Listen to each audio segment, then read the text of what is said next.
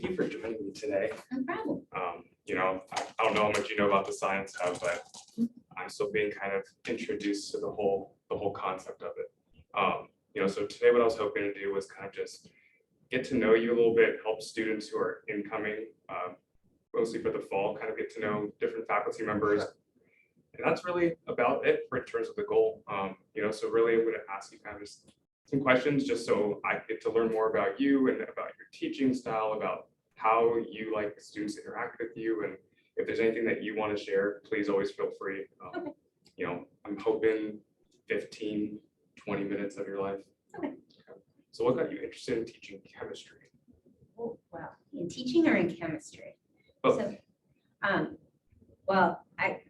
I've always been interested in kind of trying to look around me and see why things are the way they are, right? So Yeah. chemistry is a big help for that. I also come from a long line of chemists. So Really? Well, I have an aunt who's a chemist, Okay. and my grandmother had a chemistry degree. Wow. During my lifetime, she was an RN, but she had a chemistry degree. She worked for the government during World War II using her chemistry degree. So, That's amazing. so we had chemistry in the family. My father's a lawyer, and he always told me, don't be a lawyer, do something useful for the world, go into science. Yeah. And I always have enjoyed chemistry. I had a great high school chemistry teacher. Also, That's 2 great. years of high school chem with the same teacher. So, yeah. So then, seeing that you have been kind of involved in chemistry throughout your life, what tips do you have for students who are kind of coming into your class this first time? Maybe they took a high school chemistry class, and I remember being a high school or a first year college for myself and having 100, 200 students around me. Like, how do you see students really get involved and get passionate about chemistry? Sure. So, yeah, the big classes are hard, right? I definitely, and I went to undergrad at an institution that also had big classes. I had 300 people in my freshman chem class. So I get that. The big classes are hard.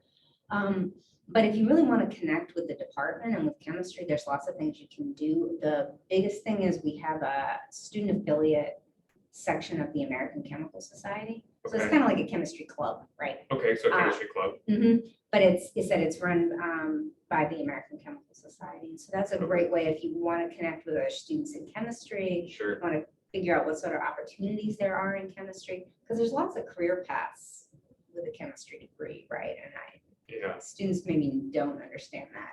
Yeah, it's Right. always the big myth that you need a degree that leads to a specific job, but you can do a lot of things with a chemistry degree.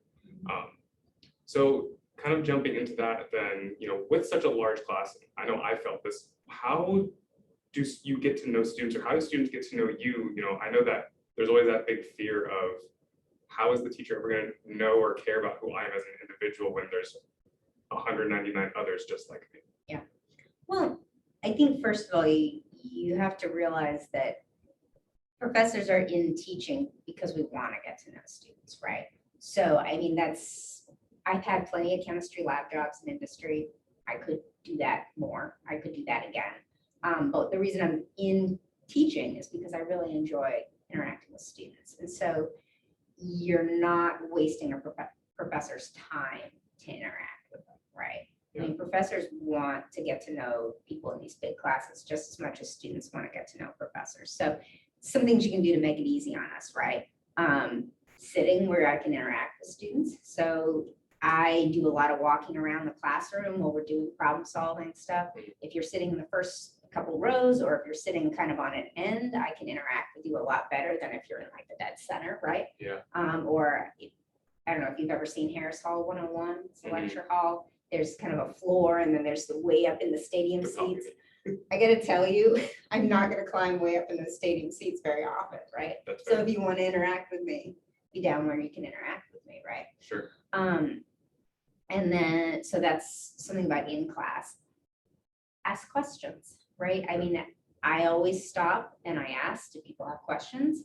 It's not rhetorical, right? I do want to hear if you Sure. have questions. And I think that when you're dealing with a class of 200, 300 people, it is pretty intimidating to raise your hand and ask. For sure, I'm not going to deny that. But on the other hand, if you've got 200, 300 people sitting there, if you have that question, somebody else has that question too, Sure. right? This isn't just something that only you're confused about.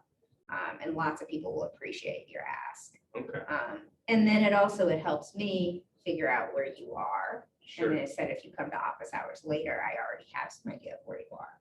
So kind of picking up from there, what are your expectations or what do you like or how do you want students to approach office or student hours? Because I know some students will utilize it right away. Some I've worked with have a hesitancy of going to you and feeling like they're maybe wasting your time. Like what kinds of questions do you want in office hours? When should students come and see you? Oh, definitely students should come. So I mean, not wasting my time. I mean, I have those hours set aside in my week to meet with students. If nobody shows up, that's kind of wasting my time, right? Yeah, Spending time with students is what that's for. So yeah, the students definitely shouldn't hesitate to come to office hours.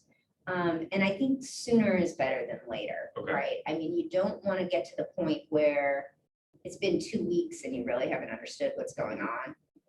My classes all move very fast.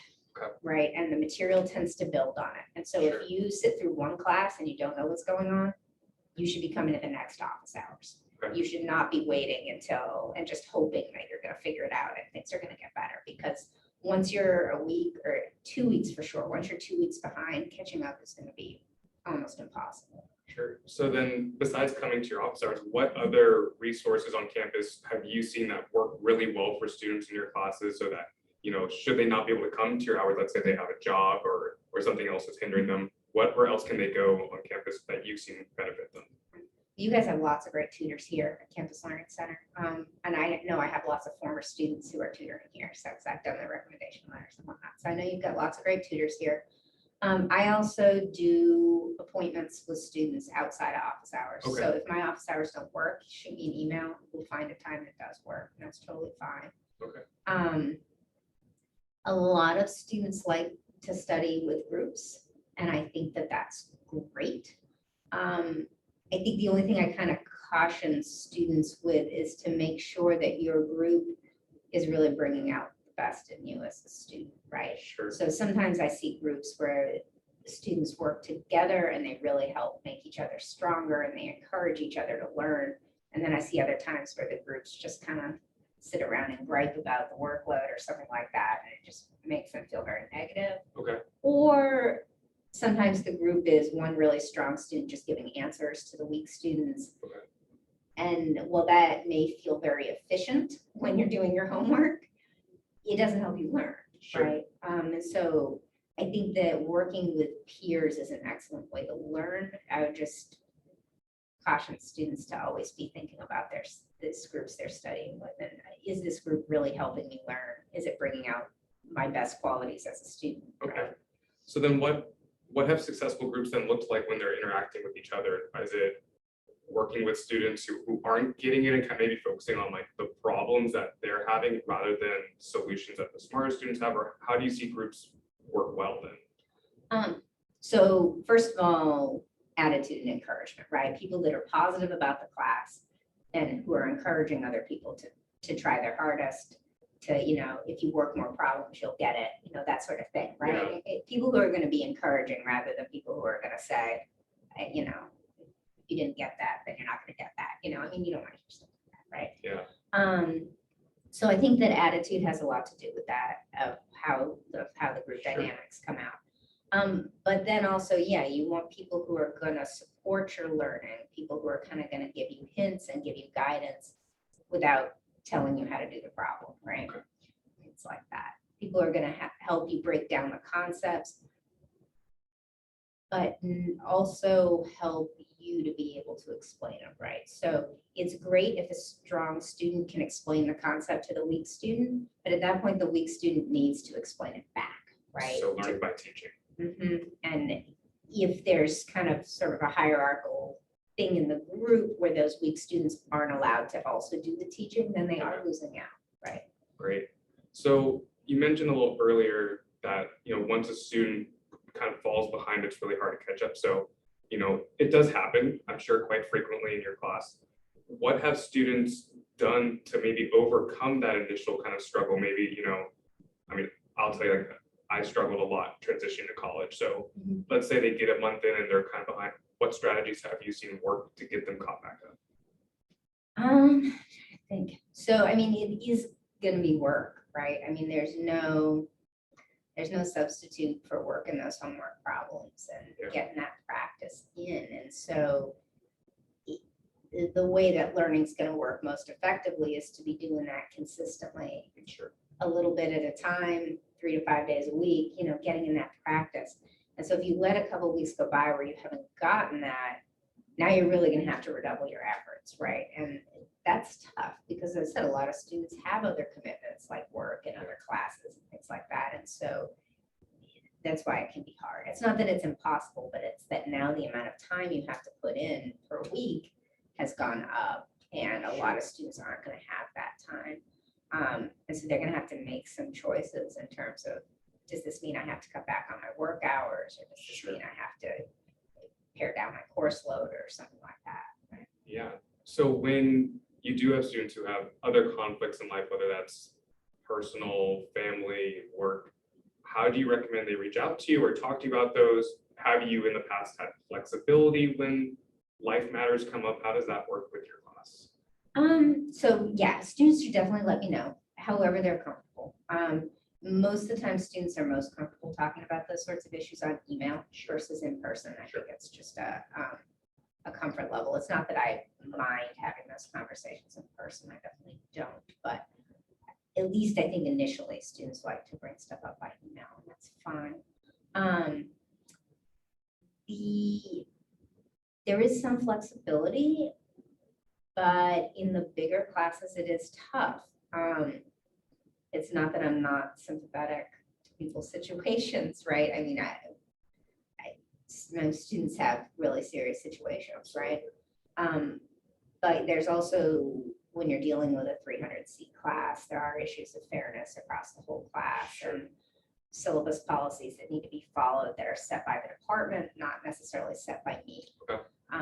So my upper level class, I have more flexibility than with the intro class, but it never hurts to let a professor know. Sure. And see what they can do, right? There may be flexibility. There may not be flexibility in the test, for instance, but there's flexibility in the homework, and maybe that can help, right? Sure. The other thing is just having the professor know maybe there's something that they can do to work with you, right? Maybe there's other times that they can meet with you that would help. Maybe there's specific things they can recommend to look at. It never hurts to reach out and let people know what's going on. Great. I appreciate that. So kind of going on the other spectrum of things, and I know you mentioned before having previous students who became tutors and write recommendation letters.